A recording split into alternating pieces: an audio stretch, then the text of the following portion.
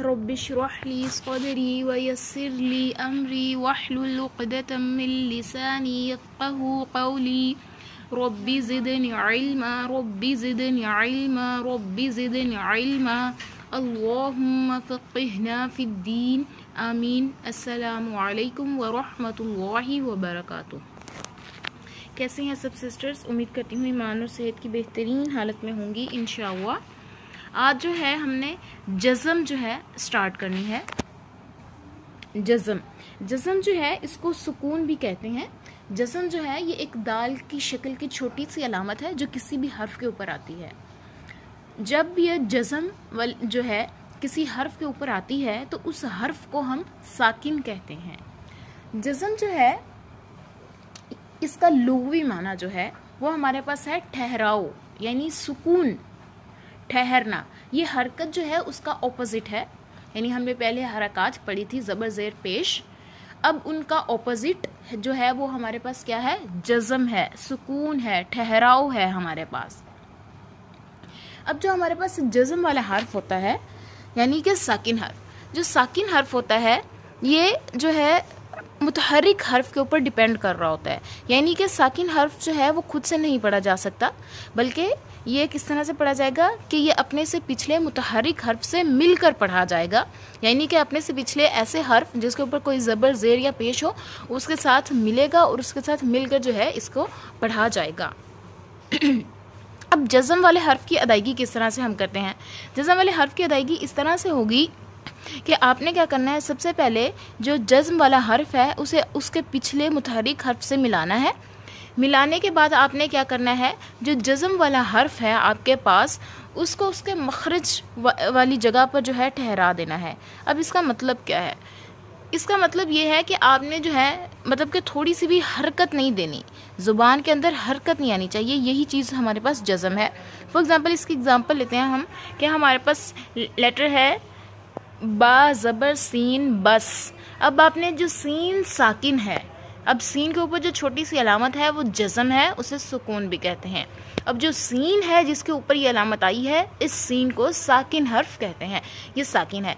अब साकिन हर्फ किस तरह से पढ़ा जाएगा कि इस सीन को इससे पिछले मुतहरिक हर्फ से मिलाएंगे। फॉर एग्जांपल वो बा है तो हम क्या कहेंगे, बा ज़बर सीन बस। अब जब हमने सीन पढ़ना है तो क्या होगा, जो सीन का मखरज है वहाँ पर जाकर हमारी ज़ुबान ठहर जाएगी, रुक जाएगी, सुकून वाली हालत में हो जाएगी।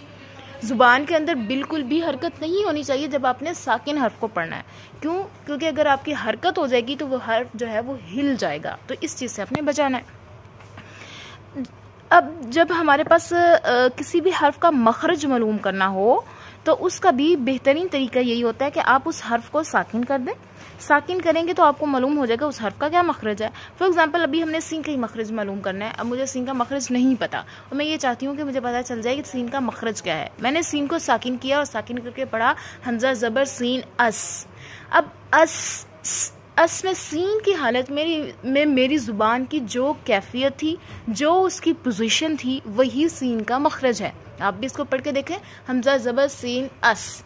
अस में क्या हो रहा है कि मेरी जो ज़ुबान है वो ऊपर और नीचे की जो दो दांत हैं, यानी ऊपर नीचे के टोटल 4 दांत या जो नीचे वाले 2 दांत हैं इसके किनारों पे जाकर लग रही है और यही सीन का मखरज भी है। तो बात करने का मकसद ये है कि जो हमारे पास जज़म वाले हरूफ होते हैं वो कैसे पढ़े जाते हैं कि सबसे पहले तो आपने उससे पिछले मुतहरिक हर्फ से उसको मिलाना है। मिलाने के बाद जो जज़म वाला हर्फ है उसका जो मखरज है उसके ऊपर ज़ुबान को ठहरा देना है। ज़ुबान के अंदर थोड़ी सी भी हरकत नहीं आनी चाहिए। इसके अलावा आपने एक इस चीज़ का भी ख्याल रखना है कि जब आपने जज़्म वाले हर्फ की अदायगी कर रही होनी है, यानी कि जज़्म वाले हर्फ को पिछले मुतहरिक हर्फ से मिलाना है तो फ़ौरन मिलाना है। मिलाते हुए थोड़ी सी भी देर नहीं करनी, क्योंकि अगर आप थोड़ी सी भी देर करेंगे तो हरकत लंबी हो जाएगी। फॉर एग्जांपल आपके पास है बा ज़बर सीन साकिन बस। अब अगर आप इसको पढ़ दें बा ज़बर सीन साकिन बस तो हरकत बा की क्या हुई, लंबी हो गई। तो ये नहीं करना, आपने बा की ज़बर को सीन साकिन के साथ फ़ौरन मिलाना है, जल्दी से मिलाना है। बा ज़बर सीन बस बस, ठीक है, इस चीज़ का ख्याल रखना है। जब आपके पास नून और मीम के ऊपर जज़म आएगी तो आपने उनको नाक में पढ़ने से बचाना है। नाक में पढ़ने से बचाने का क्या मकसद है कि आपने उसके ऊपर गुन्ना नहीं करना। नून और मीम के ऊपर नेचुरल गुन्ना होता है, वो तो होगा, बट इसके ऊपर आपने ज़्यादा देर रुकना नहीं है। फॉर एग्जांपल हमारे पास है हमज़ा ज़बर नून साकिन अन, बस यही आवाज़ आएगी। इसके अलावा आपने इसको ऐसे नहीं पढ़ना हमज़ा ज़बर नून साकिन अन, हमज़ा ज़बर मीम साकिन अम। तो ये जो नाक के अंदर आवाज़ का ठहराव है, इससे बचना है। इस चीज़ को गुन्ना कहते हैं। ये नहीं करना जब नून साकिन या मीम साकिन हो, यानी कि इनकी शर्त क्या है, जब ये साकिन हो तब आपने इनके ऊपर गुन्ना करने से बचना है। उसके बाद ये कि हमने पहले अगर आपको याद हो तो ज़बर ज़ेर और पेश के अंदर हमने रॉ के थोड़े से रूल्स पढ़े थे कि रॉ के ऊपर जब ज़बर या पेश होती है तो उस रॉ को मोटा पढ़ते हैं, और जब ज़ेर होती है तो उस रॉ को बारीक पढ़ा जाता है। ये हमने पहला एक रूल पढ़ा था ना, मोटा करने का और एक बारीक का। अब हम आज एक और पढ़ रहे हैं, वो ये है कि जब रॉ साकिन हो जाए और उससे पहले अगर ज़बर या पेश आ जाए तो वो रॉ मोटी होगी, और अगर रॉ साकिन हो और उससे पहले वाला जो हर्फ है उसके नीचे ज़ेर आ जाए तो वो बारीक होगा। फॉर एग्ज़ाम्पल जैसे आप ले लें रॉ साकिन है और उससे पहले ज़ेर है। फॉर एग्ज़ाम्पल इसकी एग्जाम्पल लें, फ़ा ज़ेर रॉ, फिर आइन ज़बर वाओ आऊ और नून ज़बर ना, फिर आऊ ना। अब यहाँ पर जो रॉ है वो साकिन है और उससे पहले जो फ़ा आ रहा है उसके नीचे क्या है, ज़ेर है। अब इस सूरत में जो ये रॉ साकिन होगा इसको हम बारीक पढ़ेंगे, फिर आऊना। ये चीज़ हमने पहले भी डिस्कस की थी कि हम रॉ जो है ये मोटे हरूफ में नहीं आता, मगर कुछ ऐसी कंडीशंस हैं जिसके अंदर रॉ मोटा पढ़ा जाता है और कभी ये बारीक पढ़ा जाता है। इसका हमने एक डिटेल टॉपिक आगे अलहदा से भी पढ़ना है। तो उन्हीं कंडीशन में से एक ये है कि अगर रॉ साकिन से पहले ज़ेर आ जाए तो वो बारीक हो जाएगा। इसी तरह अगर ज़बर या पेश आ जाएगी तो वो मोटा हो जाएगा। जैसे आप ले लें हमज़ा ज़बर रॉ अर, अब यहाँ पे रॉ मोटा होगा। हमज़ा पेश रॉ उर, अब यहाँ पे भी रॉ मोटा होगा। इसके अलावा आपने जिस्म की अदायगी करते हुए इस चीज़ का ख्याल रखना है कि अगर आपके पास किसी मोटे हर्फ के ऊपर जज़म आ रही है, यानी कि फॉर एग्जांपल आपके पास सौद के ऊपर जज़म आ रही है और सौद से मिलने वाला मुतहर्रिक हर्फ, मुतहर्रिक से मुराद ऐसा हर्फ जिसके ऊपर ज़बर ज़ेर या पेश हो, सौद से मिलने वाला जो मुतहर्रिक हर्फ है वो बारीक है, तो आपने ख्याल रखना है कि जो बारीक हर्फ है वो बारीक ही रहना चाहिए, जो मोटा हर्फ है वो मोटा ही रहेगा। फॉर एग्ज़ाम्पल हमज़ा ज़बर सौद साकिन अस, अब इसमें सौद तो मोटा रहेगा मगर जो हमज़ा है वो बारीक ही रहेगा। हमज़ा को आपने मोटा नहीं करना, इस चीज़ का आपने ख्याल रखना है। हमारे पास मोटे हरूफ होते हैं, हमने जैसे पहले पढ़ा था कि मोटे हरूफ जो हैं इन्हें हर हालत में मोटा पढ़ा जाता है, यानी कि इनके ऊपर ज़बर ज़ेर पेश जो भी आ जाए ये मोटे ही रहते हैं। जो हमने हरूफ मुस्तालिया पढ़े थे साथ खुद वाले। मगर जब मोटे हरूफ के ऊपर जज़म आती है तो इनको जो इनके मोटा करने का दर्जा है वो थोड़ा सा कम हो जाता है। रहेंगे ये मोटे ही, क्योंकि जो हरूफ मुस्तालिया हैं उन्होंने हर हालत में मोटा ही रहना है।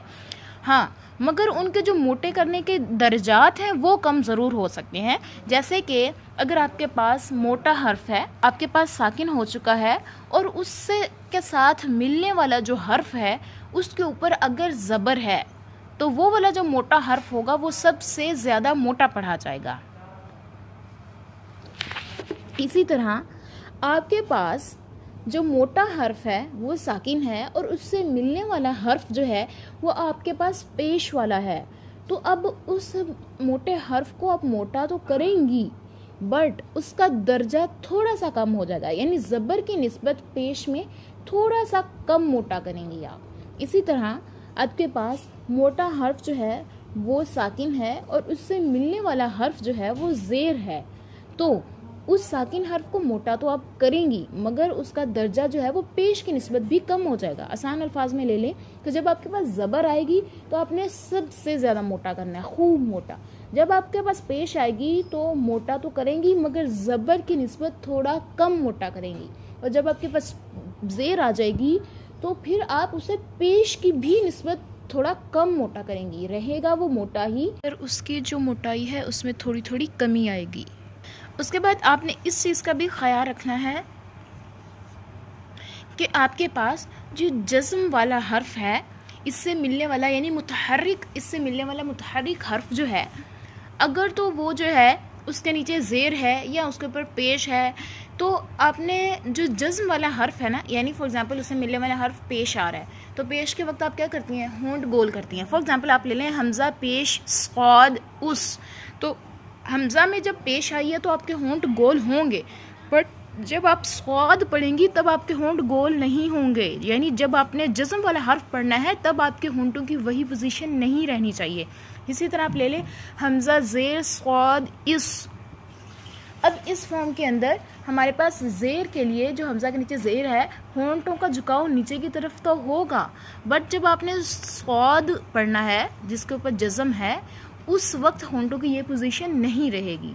तो कहने का मकसद ये है, जैसे हमने पहले भी पढ़ा था कि जो हर्फ है जिसके ऊपर कोई हरकत है, उसकी हरकत के मुताबिक आप अपने होंठों की वो पोजीशन तो करेंगी, बट जैसे ही आप मूव करेंगी जज़्म वाले हर्फ के ऊपर, तो तब आपके होंठों की वो पोजीशन नहीं रहनी चाहिए। जब हमारे पास हरूफ जो हैं वो साकिन होते हैं, यानी उनके ऊपर जज़्म आ जाती है, तो फिर जो हरूफ है ना वो दो तरह के बन जाते हैं। यानी कि हम हरूफ जो है उनको दो ग्रुप्स के अंदर डिवाइड करते हैं, दो कैटेगरीज के अंदर, एक सख्त हरूफ और एक जो है नरम हरूफ। सख्त हरूफ वो वाले हरूफ होते हैं जिनकी अदायगी में जो आवाज़ होती है वो रुक जाती है, जबकि नरम हरूफ वो वाले हरूफ होते हैं जिनकी अदायगी में आवाज़ या तो चलती रहती है या चलती रहने की तरफ माइल रहती है। अब हमारे पास सबसे पहले आते हैं सख्त हरूफ। जो सख्त हरूफ है इनको याद करने का एक मजमुआ बनाया गया है, वो मजमुआ है कुतुब जद्दिन तक आ, यानी कि क़ाफ तो बा जीम दाल ता काफ और हमज़ा, ये वो वाले हरूफ हैं जिनकी अदायगी में आवाज़ जो है वो रुक जाती है, इनको हम सख्त हरूफ कहते हैं। उसके बाद आते हैं हमारे पास नरम हरूफ, वो वाले हरूफ जिनके अंदर आवाज़ चलती है या चलती रहने की तरफ माइल होती है। इसके अंदर भी हमारे पास मज़ीद दो ग्रुप्स आ जाते हैं। एक ग्रुप जो है वो हमारे पास ये है फ़हस्सहु शख़्सुन सीन ग़ाज़ियु, ये वो वाले हरूफ हैं जिनके अंदर आवाज़ आपकी चलती रहती है, हम इन्हें फिर नरम हरूफ कहते हैं। फ़हस्सहु शख़्सुन सीन ग़ाज़ियु। अब जो हमारे पास ग़ाज़ियु है, इसके अंदर हमारे पास जो ज़ा आ रहा है, इस ज़ा के अंदर मज़ीद जो हैं आपके पास तीन लेटर्स आते हैं, यानी एक तो ज़ा खुद, उसके बाद ज़ाल, फिर है ज़ौ और उसके बाद आता है दौद। ये जो है इस ज़ा के अंदर टोटल 4 लेटर्स जो हैं इसके अंडर आते हैं। तो यानी वो वाले हरूफ जिनके अंदर आपकी आवाज़ चलती रहती है, वो वाले हरूफ हमारे पास कौन कौन से हैं? शीन, खौ, सौद, हा, सीन, फा, हा, फा, गौइन, अलिफ, जा, या और वाव। ये वो वाले हरूफ है जिनके अंदर आपकी आवाज़ जो है वो चलती रहती है। उसके बाद वो वाले हरूफ जिनके अंदर आवाज़ जो है चलती रहने की तरफ माइल रहती है, यानी कि ना तो आवाज़ अचानक रुक रही होती है बिल्कुल, और ना ही आवाज़ जो है वो मुकम्मल चल रही होती है, बीच की कैफियत होती है। वो हमारे पास 5 हरूफ हैं, लाम, नून, आइन, मीम, रॉ, इसे कहते हैं लिन उमर। आगे ये मश्क है हमारे पास नरम हरूफ की। हमज़ा ज़बर शीन अश, हम जस्ट जो है साउंड्स पढ़ेंगे, अश, उश, इश, अफ, उस, इफ, अस, उस, इस, अस, उस, इस, अख, उख, इख, अह, उह, इह, अह, उह, इह, अफ, उफ, इफ, औ, उ, इव, अज, उज, इज, अब, उद, इद, आई, ई, औ, उ, अज, उज, इव, औ, उज, इव, अल, उल, इल, अन, उन, इन, आ, उ, ईर, अम, इम, और, उर, इर। अच्छा, जब साकिन हरूफ हैं इनको पढ़ते हुए आपने ख़ास ख्याल रखना है कि जो साकिन हरूफ हैं ये हिलने नहीं चाहिए। यानी कि अभी जैसे फॉर एग्जांपल गौइन है, तो जब आपने इसको पढ़ना है तो मजबूती से जकड़ के रखें गौइन को, ये हिलना नहीं चाहिए। आग, ठीक है, इसे आग, आग ऐसे नहीं पढ़ना, इसे अख खा के साथ, इसे अख ऐसे नहीं पढ़ना। तो लफ्ज़ों को हिलाना नहीं है, इस चीज़ का आपने ख़ास ख्याल रखना है। नेक्स्ट हमारे पास आते हैं सख्त हरूफ। सख्त हरूफ के अंदर हमने पढ़ा था कुतुबु जद्दिन तखा। अब इसको जो है हम मज़ीद डिवाइड करते हैं। सबसे पहले हम लेते हैं ता और काफ को। ता और काफ जब साकिन होते हैं तो क्या होता है, इनकी आवाज़ रुक जाती है, क्योंकि हमने कहा कि सख्त हरूफ में से हैं, मगर आवाज़ रुकती है तो इसके साथ साथ क्या होता है कि मुंह से थोड़ी सी हवा में जो है ना सांस बाहर की तरफ निकलती है। इस चीज़ को हम कहते हैं हम्स। यानी कि ता और काफ जब साकिन होते हैं तो इसके ऊपर हम्स का जो कायदा जो है वो अप्लाई हो जाता है। हम्स जो है इसका मतलब होता है सांस का जारी होना। यानी जब आप ता और काफ को पढ़ेंगी तो थोड़ा सा सांस जो है वो आपके मुंह से बाहर निकलेगा। अब हम्स का कायदा जो ता और काफ के ऊपर अप्लाई होता है, इसके लिए शर्त ये है कि ता और काफ जो है वो साकिन होने चाहिए। यानी कि अगर फॉर एग्ज़ाम्पल ता जो है वो मुतहर्रिक है या काफ मुतहर्रिक है तो तब हम्स का कायदा अप्लाई नहीं होगा। ता और काफ के ऊपर हम्स का कायदा तब अप्लाई होगा जब ये साकिन होंगे। अब यहाँ पर हमारे पास ता जो है वो साकिन है, तो हम इसको किस तरह से पढ़ेंगे, अथ, अथ। अब जो थोड़ी सी आप जो है अपने लिप्स के आगे उंगली रखें, उंगली रख के आप इसे पढ़ें अथ, तो आपको महसूस होगा आपके मुंह से हवा जो है वो बाहर की तरफ निकल रही है। इसी कायदे को हम हम्स कहते हैं। अथ, उथ, इत, अक, उक, इक। उसके बाद सख्त हरूफ के अंदर से हमने ता और काफ पढ़ लिया। उसके बाद हमारे पास आते हैं कुतुबु जद्दिन, यानी कौफ, ता, बा, जीम, दाल। जब ये 5 हरूफ साकिन होते हैं तो यहाँ पर क्या होता है, आवाज़ तो रुक जाती है और उसके साथ सांस भी रुक जाती है। इनके हरूफ में क्या होता है, आवाज़ रुकती है तो क्या होता है, आवाज़ जो है वो उछल कर वापस आ जाती है, यानी पलट कर वापस आ जाती है। आवाज़ जो है वो हिल जाती है, तो वहाँ पर क्या होता है, कलकला हो जाता है। इस कायदे का नाम क्या है, कलकला। कौफ, तौ, बा, जीम, दाल जब साकिन होते हैं तो इनके ऊपर कलकला होता है। कलकला का मतलब क्या होता है, जुम्बिश, हरकत। यानी कि आपकी जो ज़ुबान है वो मखरज के साथ जाके मिलती है, मिलने के फ़ौरन बाद मखरज से हिल जाती है, वापस आ जाती है। कलकला का आप एक आसान से एग्जांपल लें कि आप दीवार के ऊपर गेंद मारते हैं, तो जैसे आप दीवार के ऊपर गेंद मारते हैं वो गेंद जो है वो दोबारा वापस आती है। इसी चीज़ का नाम कलकला है कि आपकी आवाज़ जो है वो पलट कर वापस आ जाती है। अब कलकला कैसे होगा कि जो हर्फ का मखरज है उसके ऊपर आप ज़ुबान को लगाएंगे और लगा के फ़ौरन से छोड़ देंगे, तो जो आपकी आवाज़ जो है ना वो पलट कर वापस आ जाएगी। फॉर एग्ज़ाम्पल आपके पास लेटर है दाल। दाल में क्या होगा, इसका मखरज क्या हमने पढ़ा था कि हमारे जो ऊपर वाले 2 दांत हैं उनके जो है हमारे पास जड़ के ऊपर जाकर जो है वो दाल लगता है तो अदा होता है। अब जब हम दाल पढ़ेंगे, हमज़ा ज़बर दाल, दाल, हमज़ा ज़बर दाल, अद। अब जब हमने अद किया तो फ़ौरन से ज़ुबान को छोड़ देंगे, तो आवाज़ कैसे आएगी, अद, अद। ज़ुबान को दाल के मखरज पे लगाया, लगा के फ़ौरन से छोड़ दिया। इसी तरह बा, बा का मखरज क्या है हमारे पास, दोनों होंठों को मिलाना, तो हम बा को पढ़ते हुए दोनों होंठों को मिलाएंगे, मिला के फ़ौरन छोड़ देंगे तो कलकला हो जाएगा, हमज़ा ज़बर बा, अब, अब। जब हम दोनों होंठों को मिलाया तो आवाज़ सी अब, जब छोड़ा तो फिर आगे जो बाउंस बैक आवाज़ हुई, बा की दोबारा से आवाज़ आई, वो हमारे पास आएगी अब। ठीक है,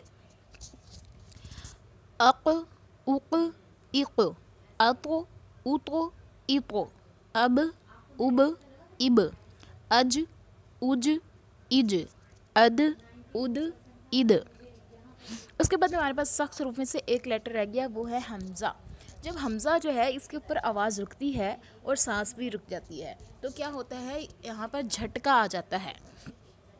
हमज़ा जो है इसकी अदायगी भी सख्ती से की जाती है और हमज़ा के ऊपर क्या होता है, झटका आ जाता है, वो आपने झटका देना है, मगर आवाज़ को आपने हिलाना नहीं है। यानी कलकला की तरह आवाज़ जो है वो पलट कर वापस नहीं आनी चाहिए। यहाँ पे क्या होगा, हमज़ा की आवाज़ के ऊपर एक झटका आएगा और उसके झटका आने की क्या वजह है, आवाज़ और सांस जो है वो रुक जाएंगे। कैसे पढ़ेंगे हम इसको, मीम ज़बर हमज़ा म, मु, मी। तो हमारे पास हमज़ा को झटका देने की जो शर्त, कलकला करने की शर्त या हम्स करने की शर्त क्या है? साकिन होना। यानी कि जब हमज़ा साकिन होगा तब हम झटका देंगे, जब कुतुब जद्दीन ये हरूफ साकिन होंगे तब कलकला होगा, जब ता काफ साकिन होंगे तब हमारे ऊपर जो है इनके ऊपर हम्स होगा। उसके बाद जो है हमारे पास मश्क है। तो मश्क में हम आज जो है सख्त हरूफ की मश्क करेंगे, नरम हरूफ की मश्क जो है वो हम अगली क्लास में करेंगे। कानत, फ़यामुत, फितनतुका, तुतला, तकरहु, युकफरु, रुसुलिक, हुक्मु, खलक़ना, उक़सिमु, रुज़िक़ना, युक़बलु, शतरहु, युतइमु, इतआमु, तुतइमूना, क़बलिका, वतुब, जिब्रीला, सुब्हानक, तजरी, तुजज़ौना, रिजज़ा, मुजरिमीहा, अदना, वतुदलु, यजिद, उदवाना, नअती, रुयाका, शितुमा, युमिनूना, वन्हर, वअबुदू, फदउ, वलफजरी, फिल किताबी, विल औतादी। अच्छा, यहाँ पर एक और चीज़ भी आपने याद रखनी है कि जो साकिन हर्फ है, इससे पहले अगर आपके पास कोई ऐसा हर्फ आ जाता है, यानी कोई ज़ायद अलिफ आ जाता है, कोई ऐसी हर्फ आ जाता है जिसके ऊपर कोई हरकत नहीं है, तो आप उस हर्फ को जो है वो साकिन हर्फ के साथ नहीं मिलाएंगी, बल्कि उससे पिछले हर्फ को देखेंगी जिसके ऊपर हरकत होगी। यानी कि साकिन हर्फ ने हमेशा हमेशा उसी हर्फ से मिलना है जिसके ऊपर कोई हरकत होगी। अब उन दोनों के, एक मुतहरिक हर्फ और साकिन हर्फ, इन दोनों के दरमियान में अगर कोई ऐसे हरूफ भी आ रहे हैं जिनके ऊपर कोई हरकत नहीं है, तो वो हरूफ ड्रॉप हो जाएंगे, उनको नहीं पढ़ा जाएगा, बल्कि आप क्या करेंगे, डायरेक्ट जो साकिन हर्फ है उसे मुतहरिक हर्फ से ही मिलाकर पढ़ेंगे आप। ठीक है, आज का जो है वो हमारा लेसन यहीं तक है। कल जो है हम इंशाअल्लाह आगे जज़्म का जो पार्ट रहता है सख्त नरम हरूफ वाला वो पढ़ेंगे। सुब्हानकल्लाहुम्मा व बिहम्दिका अशहदु अल्ला इलाहा इल्ला अंत अस्तगफिरुका व अतूबु इलैक। अस्सलामु अलैकुम व रहमतुल्लाहि व बरकातुहू।